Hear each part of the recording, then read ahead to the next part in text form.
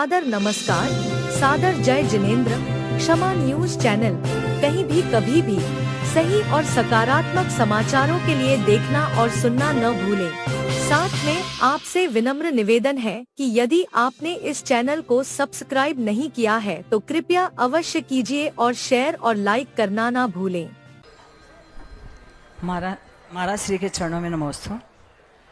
महाराज श्री जी, मेरी शंका यह है कि अभी मेरी बड़ी बहन थी, उसकी समाधि हुई थी और महाराज श्री आचार्य श्री पुण्य सागर जी महाराज के सानिध्य में उदयपुर बहुत ही सुंदर और बहुत ही अच्छी हुई। तो हम ये चाहते हैं कि वो तो उनकी तो समाधि हो,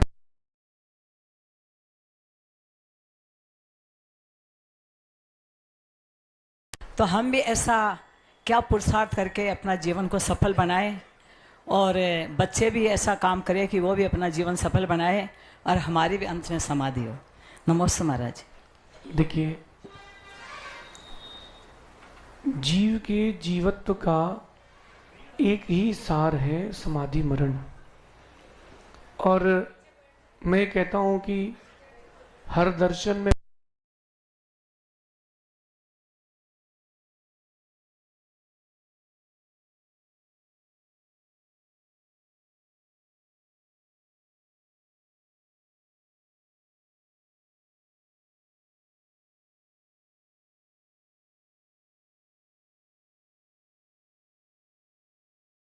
पूज्य हो गई।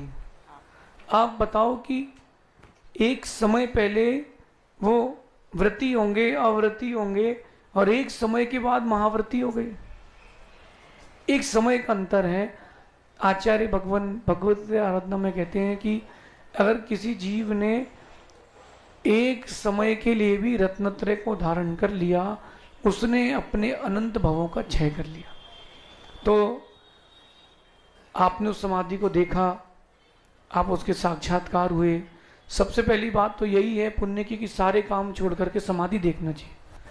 अब उनकी हो गई, हमारा क्या कर्तव्य बनता है? हमारा ये कर्तव्य बनता है कि हम अपनी उस गति को अब बढ़ा दें। किसी ने अंतिम समय समाधि मरण के समय दीक्षा प्राप्त करी, हम अपना कर्तव्य धारण करें कि हम उसके पहले ही कर लें, क्योंकि हमें पता नहीं कि एंड कब आएगा। आज शरीर चल रहा है, हष्ट पुष्ट है, तो पहले से तैयारी रखें और रात को सोते समय तैयारी जरूर रखें। और मैं एक बात और कहता हूं जो मैंने अपने जीवन में अनुभव किया, आप सबके लिए है। इंसान का सबसे बड़ा भय है मृत्यु, कहीं मैं मर ना जाऊं, ये सबसे बड़ा भय है। और उस भय को आप जीत सकते हो अभ्यास से। जो मैं करता हूं वो आपको बताता हूं, क्योंकि मुझे भी एक दिन जाना ही है। तो अशोक जी, जब मैं रात को सोता हूं तो ये करता हूं कि सांसों को रोक करके ये अभ्यास से सोचता हूं कि बस अब ये अंतिम घंटा है, आखिरी में क्या होगा, सांसें रुकेंगी, कहीं और सांसें चालू हो जाएंगी। इसका अभ्यास चालू करें। दूसरा अभ्यास परिणामों की विशुद्धि का। परिवर्तन का दौर है, अपन किसी को समझा नहीं सकते, समझ सकते हैं, तो अपन समझ करके अपनी विशुद्धि ना जाने दें इस परिवर्तन के दौर में। बस यही है, अपन अपना तैयारी कर लें, प्रैक्टिस कर लेंगे तो अंतिम समय में अपन जागृत रहेंगे। जितना ज़्यादा हो सके जो भोजन लेते हैं अपन लोग, उसमें भी इस चीज़ को एक चीज़ देखना कि जो गेहूँ होता है वो आपके अंदर मादकता उत्पन्न करता है। आप सबसे कह रहा हूँ, जिनको अच्छी समाधि करना हो, अब गेहूं को अवॉइड करना चालू करो, क्योंकि देसी नहीं विदेशी चलता है। एक वैज्ञानिक ने शोध किया और उसने बताया कि ब्राउन शुगर होती है एक नशे की चीज़, वो तो छूट जाए लेकिन गेहूं नहीं छूट सकता। आपको 4 दिन रोटी नहीं मिले बेचैनी होती है। मैंने छोड़ने का अभ्यास किया, 3 साल लग गए, तब जाके गाड़ी पटरी पर अभी आई है। तो ये चीज़ जो है वो भोजन के प्रति अनासक्ति और परिवार के प्रति भी अनासक्ति और परिणामों की विशुद्धि, इनको अपन जितना हो सके जागृत करें। अंतिम समय की तैयारी पहले से कर लें। आप व्रती हैं, आपकी 6 प्रतिमा है ना? हाँ। आपकी 6 प्रतिमा है, बस अपन 5 पड़ाव दूर हैं। पहले पड़ाव से आप चिंता नहीं करना। नहीं तो बोले अपन एक तो आश्रय दे और महाराज और बिगाड़ के जा रहे। हाँ, तो अशोक जी कह रहे हैं आप दीक्षा चलो, हम संगपति बनेंगे। माँ तैयारी अपन, मैं ये नहीं कह रहा कि आज दीक्षा लेना है। महाराज श्री घर में कोई भी नहीं है, सब ये सोचते हैं कि अच्छा ही काम करे। हाँ, तो अच्छा ही कर रहे हैं तो सबकी अनुमोदन है। हाँ, अब मेरा ये मतलब इन शॉर्ट ही है, अपन अपनी तैयारी रखें।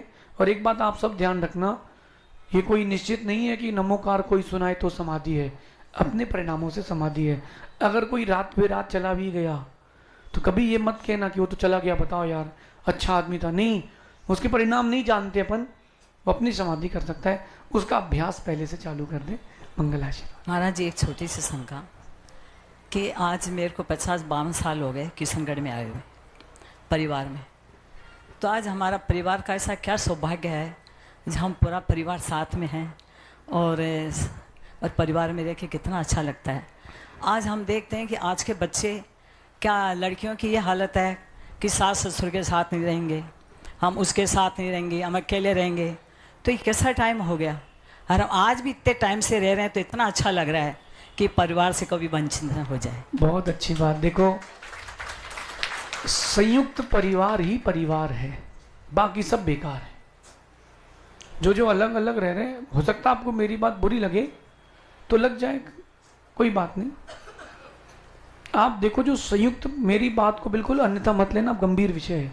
जो अलग अलग रह रहे हैं ना, परिवार सेपरेट, एक फ्लैट में पूरा फैमिली रह रही है, यहीं से गड़बड़ी चालू होती है। जो बड़े बुजुर्ग घर में रहते हैं ना, उनकी चौकीदारी रहती, कोई अंदर नहीं आ पाता। दूसरी चीज, सकल कीर्ति आचार्य अपने ग्रंथ में कहते हैं, जिस परिवार में संयुक्त रूप से लोग रहें और शांति रहे, ये पूर्व भाव के तपस्वी हैं। मैं नहीं कह रहा हूं, जिस परिवार में लोग संयुक्त रूप से रहें, भोजन की पद्धति शुद्ध हो, परस्पर में प्रीति का व्यवहार हो, वो परिवार पूर्व भाव का तपस्वी है। उस भाव में तपस्या करके शांत परिणाम थे, मनुष्य पर्याय मिली है, उसी शांतता का परिचय दे रहे। तो ये अपना सौभाग्य है कि आप संयुक्त परिवार में, और आप सभी से मैं कह रहा हूं कि प्रेरणा लें। जितना परिवार संयुक्त रहेगा उतने आप सशक्त रहोगे। साधना भी होती है, व्रतों का पालन भी होता है, सेवा शुश्रूषा भी होती है, सब कुछ होता है। आपके ससुर साहब अभी भी हैं। हाँ, और आप देखो, मैं जब मेरे हार हुए थे, बढ़िया खुश थे, देख रहे थे, मैंने कहा दिख रहा है? बोले हाँ सब दिखता है। तो संयुक्त परिवार रहता है तो सेवा का भाव भी चलता है, तो बहुत अच्छा है। पूर्व भाव की पुण्य है, और मैं कहता हूँ कि यही भाव, ऐसा ही भाव आगे भी निरंतर, जब भी मनुष्य पर्याय मिले, अपन को जैन कुल ही मिले और ऐसी साधना चलती रहे। महाराज जी हमारे दादाजी बोलते थे कि जो घर में बड़े बुजुर्ग होते हैं वो भगवान का रूप है। बोलते थे कि भगवान तो मंदिर में जाएंगे तो भगवान है, पर घर के अंदर जो बड़े बुजुर्ग वो भगवान ही अपने घर में ही है। सही है। नमस्ते महाराज। अगली जिज्ञासा के लिए तैयार रहेंगे श्रीमान अशोक जी पाटनी।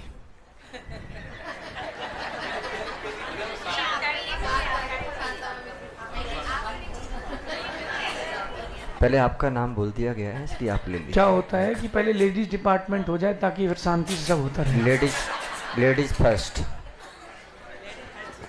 देखो अशोक जी, अगर वो दीक्षा लें तो फिर हम तैयार है ना। नमस्ते महाराज जी। महाराज जी, मेरी जिज्ञासा है कि गृहस्थ अवस्था में रह करके और कैसे धर्ममय जीवन जिया जाए, और एक है यह है कि व्यक्ति पग पर कर्म बंधन करता है रह करके, उन कर्मों की निर्जरा कैसी की जाए। बहुत अच्छा प्रश्न है माँ। हर प्रश्न का उत्तर, क्या बोल रहे सुरेश जी, क्या बोल रहे? देखो, सबका अपना अपना रुझान है। पीछे से आपके पति देव कह रहे हैं कि पति की सेवा करो, वही धर्म है।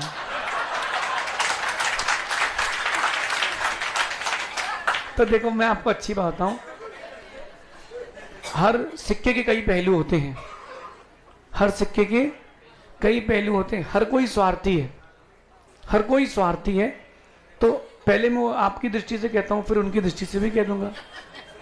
माँ, घर पे रह करके पुण्य बंध कम होता है, पाप बंध ज्यादा होता है। आचार्य प्रभाचंद स्वामी प्रतिक्रमण त्रय ग्रंथ की टीका में कहते हैं कि पंच सूना, ऐसे 5 स्थान हैं जो निरंतर बंद का कारण बनते श्रावक के। ओखली, अब आजकल वो मिक्सी चक्की दूसरी बदल गई है। घिनौची यानी जहाँ पानी रखते हैं। बुखारू, झाड़ू, ऐसे 5 स्थान हैं जो निरंतर श्रावक जिनके कारण पाप बंद करता है। लेकिन समंत भद्र स्वामी ने एक लाइन में सबका हल कर दिया। रुद्र मलम धावते वारी, गृहस्थी में जो भी आपने पाप कमाया है, मुनिराज की अंजलि में विशुद्धि से ग्रास रखने से वो सारा पाप क्षण मात्र में क्षय को प्राप्त होता है। ऐसा रत्नगंज श्रावकाचार्य में समंत भद्र स्वामी कह रहे, जैसे कपड़े में खून लग जाए और तुरंत आपने कपड़ा पानी में धोया, रुद्र मलम, रुद्र के मल को जैसे वारी धो देता है, पानी धो देता है, ऐसी गृहस्थी के पाप क्षण मात्र में क्षय को प्राप्त होते हैं। फिर भी तत्वानुशासन ग्रंथ, वहाँ नागसेन स्वामी कहते हैं कि बीजाक्षर और मंत्र की बात करें तो हर श्रावक को क्लीम की माला फेरना चाहिए। क्लीम, सिर्फ क्लीम क्लीम क्लीम क्लीम एक माला फेरना चाहिए। ये जो क्लीम बीजाक्षर है, आपके गृहस्थी संबंधी जो भी अपन ने पाप का बंद किया है उसके क्षय के लिए ये ज़्यादा कारीगर होते हैं। जैसे अभी अपन फैक्ट्री गए थे तो वहाँ पुरानी बंद हो गई मशीनें, अब नई चालू हो गई। क्यों? उससे प्रोडक्टिविटी बढ़ जाती है और जहाँ ना पहुँचे गाड़ी वहाँ पहुँचे। तो राजस्थान की कहावत है कि अगर कहीं एक सिक्का भी कमाने मिल जाए तो वो गाड़ी, साइकिल, पैदल कहीं भी जा सकता है। तो प्रोडक्टिविटी बढ़ती है। ऐसी जो निर्जरा बढ़ती है वो क्लीम की बीजाक्षर से बढ़ती है। एक बात आपको और बताता हूँ, बहुत अच्छी है। मंत्र शास्त्र में जो मैंने पढ़ा, एक ग्रंथ है अक्षर साधना नाम का, उसमें बहुत अच्छी बात अपन लोगों के लिए लिखी है। जिन्होंने माइनिंग की हो कभी, जिन्होंने भी, एक बहुत बड़ा पहाड़ है, उस पहाड़ को चकनाचूर करना है और हथौड़ी लेके आप जाओगे तो कई पीढ़ी लग जाएंगी, घन से तोड़ोगे तो कई भाव लग जाएंगे। तो क्या करते हैं, उसमें छोटे छोटे छेद करके डायनामाइट लगाते हैं चारों तरफ, ऊपर से नीचे तक पूरा, और दूर खड़े होकर एक बटन दबाते हैं तो पर्वत एक समय में पूरा चकनाचूर। ऐसे ही अपनी आत्मा कर्मों के पर्वत से ढकी हुई है। अब अपन को क्या करना है, उस कर्म के पर्वत को तोड़ना है। तो कैसे तोड़े? 2 मिनट का समय आपको खुद को देना पड़ेगा बस। और मैं अभी आपको इसका प्रैक्टिकल 27, 28, 29 को मंत्राक्ष में दिखाऊंगा। अरहम अरहम, अपन ये कल्पना करें कि शरीर के प्रत्येक प्रदेश में अरहम बीजाक्षर लिखा हुआ है। आंख में, नाक में, हाथ में, पेट में, हाथ में, पैर में, सब जगह अरहम अरहम बीजाक्षर को स्थापित करें। जैसे अपन ने नमोकार से लिखा हुआ प्रतिमा की आकार देखा है कई बार, ऐसा अपने आप को अरहम अरहम पूरे में लगा लें और बैठ के ध्यान करें और चिंतन करें कि जैसे मैं अरहम बीजाक्षर का उच्चारण कर रहा हूँ, ये सारे बीजाक्षर एक साथ एक्टिवेट हो रहे हैं और आत्म प्रदेश में जहाँ जहाँ कर्म है उसको दूर हटा रहे हैं, जैसे डायनामाइट हटा रहा है। तो उससे एक क्षण मात्र में अपन कई भावों के कर्मों को क्षय भी कर सकते हैं, ऐसा समझ। नमस्ते। क्षमा न्यूज चैनल देखने के लिए आपको बहुत बहुत धन्यवाद। सादर प्रणाम। सादर जय जिनेंद्र।